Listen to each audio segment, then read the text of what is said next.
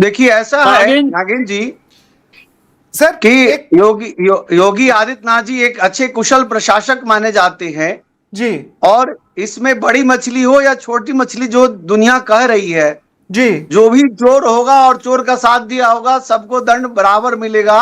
थोड़ा सा प्रतीक्षा करें, सरकार के क्रियाकलापों पर विश्वास करें। इतना अविश्वास सरकार पर ना करें और ना ही न्याय प्रणाली पर करें।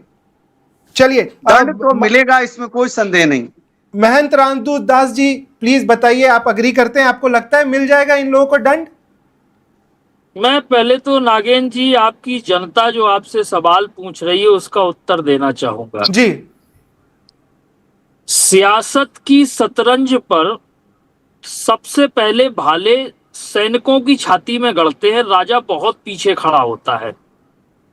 और ये वास्तविकता है कि उन छोटे लोगों को जो फंसे बैठे हैं उन्हें ये सोचना चाहिए था कि जब भी ये घटनाक्रम उजागर होगा तो सबसे पहले गर्दन हमारी पकड़ी जाएगी, क्योंकि राजा हमेशा सेफ खेलता है, सेफ चलता है और वहां तक पहुंचना थोड़ा मुश्किल होता है।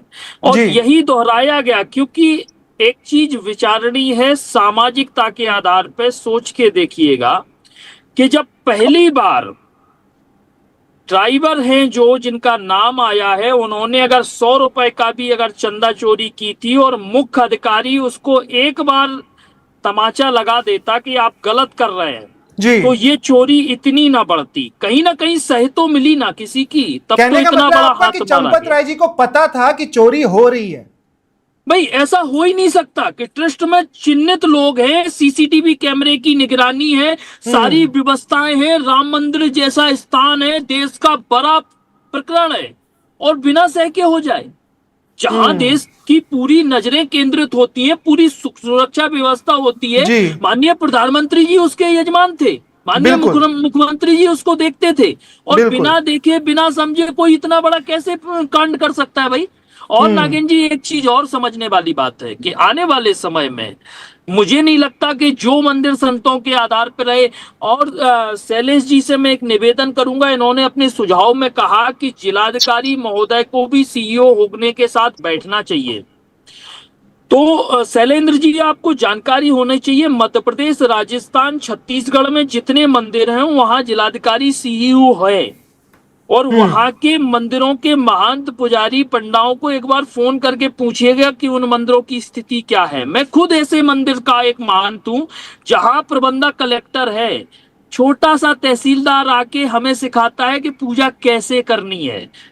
हमारी धार्मिक पद्धति को पूर्ण रूप से प्रशासन के हाथ में देके हमें गुलाम बनाने का प्रयास किया जा रहा है। इस भारत में, जो भारत आध्यात्म का बहुत बड़ा केंद्र है, जिस भारत की पहचान राम से है, उस भारत में पूजा पद्धति के लिए एक महंत अपने अनुसार मंदिर का संचालन भी नहीं कर सकता। चलिए जवाब ले लेते हैं, अन्य धर्म जवाब ले लेते हैं। बहुत देर से भवानी जी भी वेट करिए। भवानी जी पहले आपसे और फिर हम आचार्य तिवारी जी के पास जाएंगे। जी भवानी जी, आप क्या कहना चाहेंगे इस पे?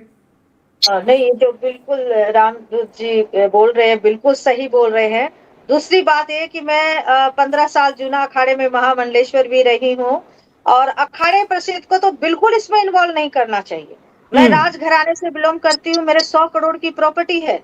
वो मांग रहे थे और ये जो वैशाली गाजियाबाद रहती है ये प्रॉपर्टी मांग रहे थे, मैंने देने से मना कर दिया। उसके बाद हमारे ऊपर जो हुआ है वो मैं जानती हूँ, भुक्तभोगी हूँ। तो ये अखाड़ा परिषद कैसे संभाल लेगा भाई? वो जब वहां की प्रॉपर्टी, हमारी बिहार की प्रॉपर्टी मांगी तो नहीं दिया हमने।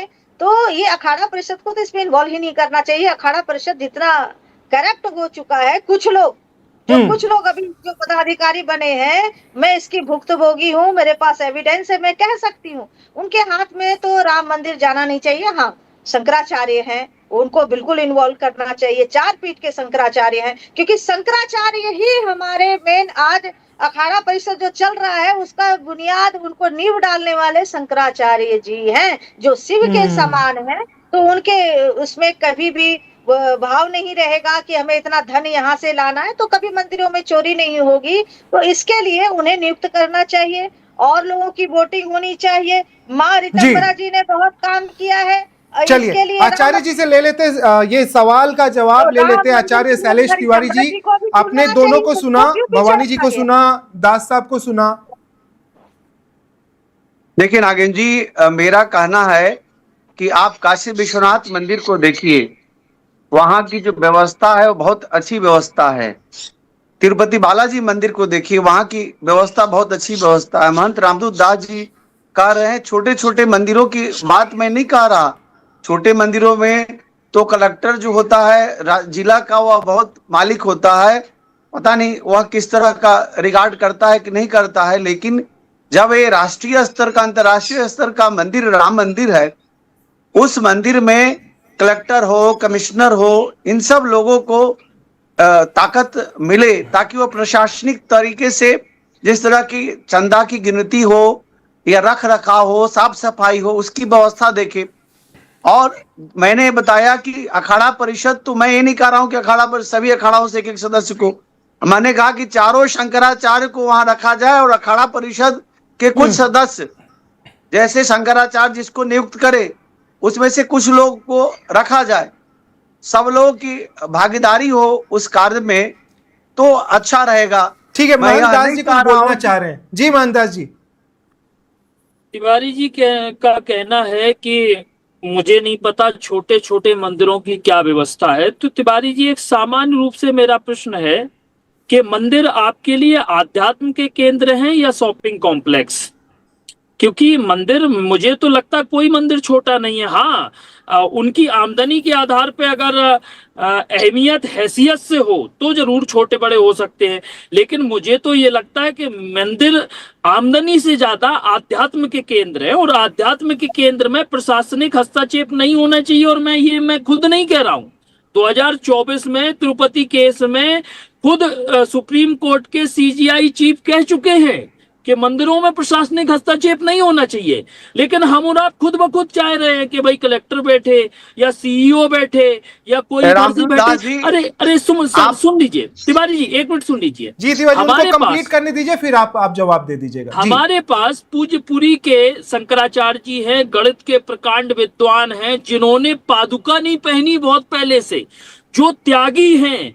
ऐसे शंकराचार्य के होते हुए जो गणित पे 300 से ज्यादा पुस्तकें लिख चुके हैं, इससे ज्यादा कोई ट्रस्ट का कोई कोषाध्यक्ष या अध्यक्ष की आवश्यकता है हमें, या कोई सीईओ नियुक्त हो सकता है? जहां इतनी बड़ी पद्धति है, आज भी हमारे पास इतनी नागाओं की फौज है, इतने साधु संत हैं, इतने विरक्त साधु हैं जो खुद में शिक्षित हैं, दीक्षित हैं, योग्य हैं। उसके बाद अगर हम कहें कि किसी पार्टी से आके कोई प्रशासनिक अधिकारी आके या पूर्व कोई आईएएस आईपीएस आके हमारी समिति का अध्यक्ष बने, तो ये तो कहीं ना कहीं हम अपने आप को ही कमजोर दिखा रहे हैं। मुझे नहीं लगता कि आध्यात्म के केंद्र में प्रशासनिक अधिकारियों को, क्योंकि वो ट्रेंड नहीं है, उन्हें अनुभव नहीं है, वो उस लेवल पे नहीं रहे हैं, उस माहौल में नहीं रहे हैं, वो नहीं संभाल पाएंगे तिवारी जी। अब बाकी फिर अपनी अपनी जाकी रही भावना। जी तिवारी जी, देखिए, मेरा छोटा और बड़ा कहने से यह मतलब था साइज, व्यवस्था। अब प्रभु राम जी का मंदिर है, उसमें प्रतिदिन 1 लाख, 1.5 लाख, 2 लाख लोग जाते हैं। तो मैं नहीं मानता कि साधु महात्मा लोग उस, अगर पुलिस को हटा दीजिए, प्रशासन को हटा दीजिए, तो साधु महात्मा लोग नहीं संभाल पाएंगे, बिल्कुल नहीं संभाल पाएंगे। आप व्यवस्था हो जाएगा, दर्शन की स्थिति खराब हो जाएगी।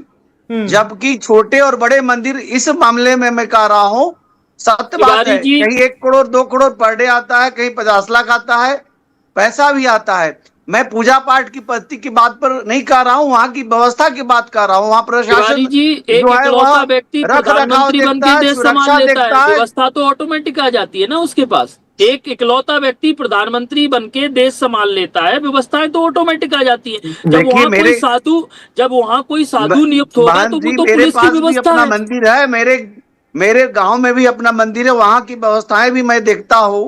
लेकिन जो प्रशासनिक ताकत होता है वह उसकी एक अलग बात होती है, वो चाहे साफ सफाई की हो, वह रख रखाव की हो, इससे यही समझ में आ रहा है थोड़ा, निश्चित तौर पर अच्छा होता है जी। और प्रशासनिक शक्ति जो है, हाँ, इससे यही समझ में आ रहा है, देखिए को सुदृढ़ करेगी। देखिए, प्रशासन को लाने का फायदा भी हो सकता है, नुकसान भी हो सकता है। जो अभी हमें नुकसान थोड़ा होता हुआ नजर आ रहा है कि चलिए प्रशासन है, सब कुछ है, लेकिन उसके बावजूद चोरियां नहीं रुक पा रही। अब कल जो प्रेस कॉन्फ्रेंस हुई थी, उसमें ट्रस्टी जो है हमारे महंत दिनेश दास, उन्होंने कहा कि चंपत राय जी का इस्तीफा मैं लेना ही नहीं चाहता था, वो तो कोषाध्यक्ष ने जबरदस्ती ले लिया। और इन सब से गोविंद गिरी की भूमिका क्या थी उस पर भी सवाल। गोपाल राय, उन्होंने कहा कि गोपाल राय बहुत गलत आदमी था। गोपाल राव बहुत गलत आदमी था। अब गोविंद देव गिरी ये बोल के लग रहा है कि अब सबके निशाने पे फंस जाएंगे कि अब उनको और ज्यादा इससे फायदा होने वाला। क्यों ऐसे स्टेटमेंट्स दे रहे हैं? इस्तीफा दे देना चाहिए था, कोषाध्यक्ष को पहले इस्तीफा दे देना चाहिए था। जब कोष की चोरी की बात आई है तो कोषाध्यक्ष गोविंद देव गिरी जी को अपना सत सम्मान सबसे पहले उनको इस्तीफा देना चाहिए था नैतिकता के आधार पर, क्योंकि कोषाध्यक्ष का काम है कोष को देखना, वही असुरक्षित हो गया। तो यहाँ कंप्लीटली पूरी तरह से राजनीति हो रही है। लोग ताकत, ये राजनीतिक पार्टियों का नाम दर्शकों को बताना बहुत जरूरी है। आप लोग महंत हैं, आप खुल के थोड़ा बताइए, क्योंकि ये सारी पार्टियां लोग जानते हैं। आप लोगों से जानना चाहेंगे कि अब इनके साथ क्या करना चाहिए, इन पार्टियों के साथ क्या करना चाहिए। देखिए, अगर आप मुझसे पूछे तो मैं उन राजनीतिक पार्टियों पर विश्वास नहीं करता जिन्होंने प्रभु श्री राम के मंदिर के जगह हॉस्पिटल की बात किया। आरजेडी को बिल्कुल नहीं पसंद करता। मैं आम आदमी पार्टी के नेता अरविंद केजरीवाल के बारे में बता दूं कि उनकी नानी ने कहा था कि जिस जगह पर मस्जिद था अगर वहां मंदिर बनेगा तो स्वप्न में भी मैं पूजा करने नहीं जाऊंगी। मैं ऐसे धूर्त पार्टियों को भी नहीं बात करता। कांग्रेस पार्टी जो लगातार पिछले 60-70 सालों से खेल खेलती रही और उनके नेता कपिल सिब्बल 2 साल और आगे समय मांग रहे थे, मैं उनकी भी बात नहीं करता, उन पर भी विश्वास नहीं है। मैं डीएमके से भी विश्वास नहीं करता। उन्होंने जो है सनातन धर्म को डेंगू और मलेरिया से संज्ञा दिया था। सपा की भी बात नहीं करता। मुलायम सिंह यादव ने गोलियां चलवाई थी और राम गोपाल यादव जिस तरह से खिलिया उड़ा करके बता रहे थे कि गुंबद से उतरते हुए लोगों को हम जान से मार दिए और उतरने नहीं दिए। जो विश्वसनीय पार्टी है, जो धर्म की बात करती है, एक ही पार्टी है, भारतीय जनता पार्टी। भारतीय जनता पार्टी में पूरे भारत के साधु संतों को विश्वास के साथ है ना, और आरएसएस के साथ है, जिनके लोग परिषद, बजरंग दल, इन लोगों के कारण ही राम मंदिर बना है, नहीं तो राम मंदिर नहीं बनता। आज अगर आरएसएस नहीं होता, विश्व हिंदू परिषद नहीं होता, बजरंग दल नहीं होता, तो बिल्कुल राम मंदिर नहीं बनता। लेकिन दुर्भाग्य हमारा वही है कि उसी मंदिर में आप उन्हीं के लोग चोरी कर रहे हैं, है ना। चलिए दास जी प्लीज आप थोड़ा जवाब दीजिए। नागेंद्र जी, आप कैसे कह सकते हो उन्हीं के लोग? क्या आरएसएस के ही है ना, चंपत राय कहां से हो, कौन सी पार्टी से, कौन से संस्था से बिलोंग करते हैं? चलिए तिवारी जी, आपसे एक कदम आगे बढ़ के चलते हैं। मैं निजी तौर पे बताऊं, मैं काफी सारी बातों से आपकी सहमत हूं। कांग्रेस से मैं ज्यादा ताल्लुक नहीं रखता, मैं समाजवादी से ताल्लुक नहीं रखता, मैं बहुजन से ताल्लुक नहीं रखता, लेकिन थोड़ा एक कदम आगे चलते हैं। आपने कहा कि भारतीय जनता पार्टी धर्म हितैषी पार्टी है, ठीक है। 1951 में मंदिर अधिनियम एक्ट कांग्रेस लाई, ठीक है, उनकी पूर्ण रूप से सत्ता थी उस समय पे। वक्फ बोर्ड कांग्रेस लाई, हिंदू विरोध में आया तो धर्म हितैषी बन के भारतीय जनता पार्टी आई और भारतीय जनता पार्टी को हिंदुओं ने 2 सीटों से 25 राज्यों में पहुंचाया। कई राज्यों में पूर्ण बहुमत में सरकार बनाई, केंद्र में 12 साल से स्थापित है। अब मुझे एक चीज समझ में नहीं आती कि लोकसभा में मेजोरिटी आपकी, राज्यसभा में आपकी मेजोरिटी, उसके बाद आप पूर्ण बहुमत में विधानसभा में धारा 370 पे विशेष प्रावधान आ सकता है, 3 तलाक पे विशेष प्रावधान आ सकता है, अपने आप को हिंदू साबित करने के लिए मंदिर अधिनियम एक्ट हटा देते। जी आचार्य जी, थोड़ा फ्रेम फ्रीज हुआ था हमारा, मैं माफी चाहूंगा जी। आई थिंक आचार्य जी आचार्य जी आप सुन पाए सारा सवाल? चलिए मैं दोबारा दोहरा देता हूं। हाँ। मैंने आचार्य जी से निवेदन किया था कि मैं बीजेपी का पूर्ण रूप से समर्थक रहा एक समय तक, और अगर आज नागेंद्र जी विचारणीय मुद्दा है, भारतीय जनता पार्टी जिसकी कुर्सी के 4 डंडों में से एक डंडा धर्म का है और उस पार्टी में अगर मंदिर अधिनियम एक्ट आज तक लागू है, अगर मंदिर प्रशासन के अधीन आज भी हैं, अगर गौ सड़कों पे आज भी कट रही है, अगर भारत विश्व में सबसे बड़ा गौ मांस का निर्यातक है, अगर आज भी धर्म पर संशय होता है, आज भी भारत में कोई भी धार्मिक मुद्दे में किसी भी प्रकार की टिप्पणी कर देता और उस पर कोई संवैधानिक कार्रवाई नहीं होती है, जी। तो कैसे हम आपको धार्मिक कह सकते हैं? जी कैसे हम भवानी जी, हिंदू आपके पास भी सम्राट आएंगे, कह सकते आपके हैं? पास आएंगे।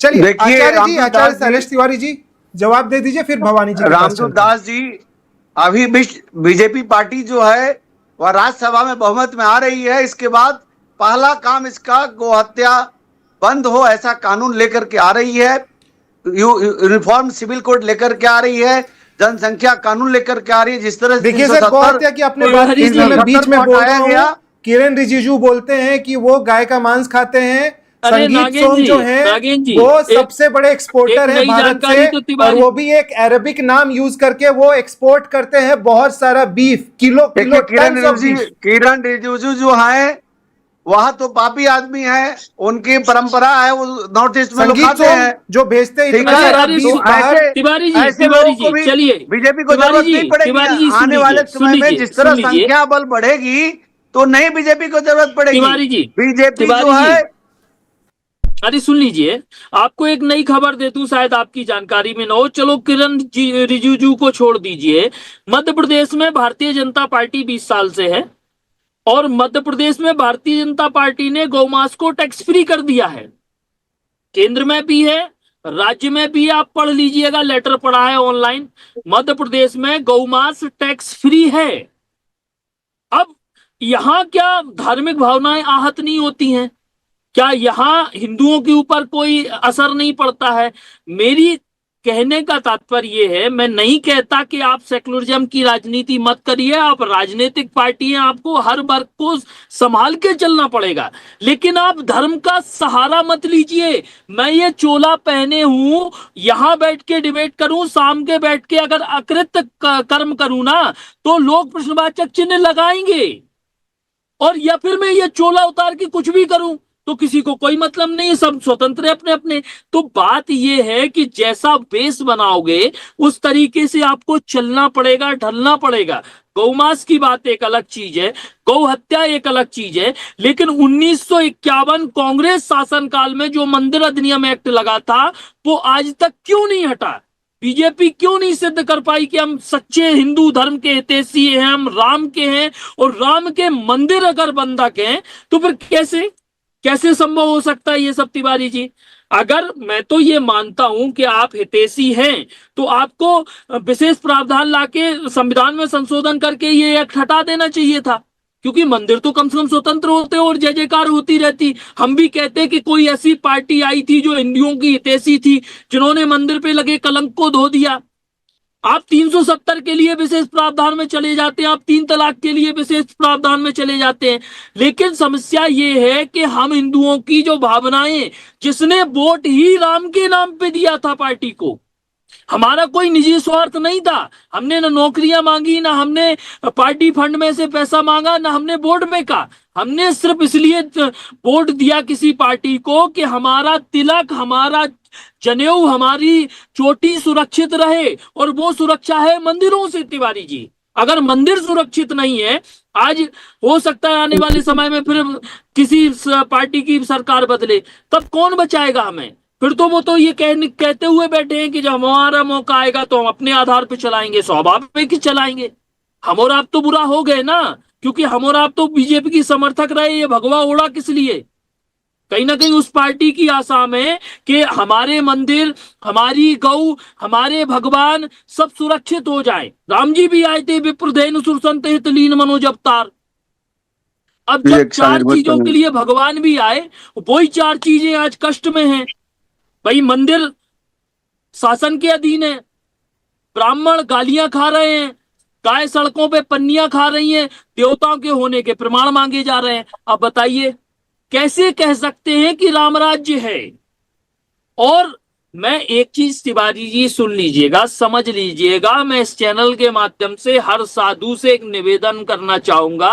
राजनीतिक व्यक्तियों का काम है राजनीति करना।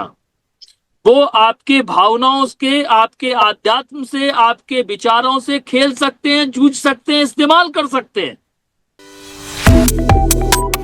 Subscribe to One India and never miss an update. Download the One India app now.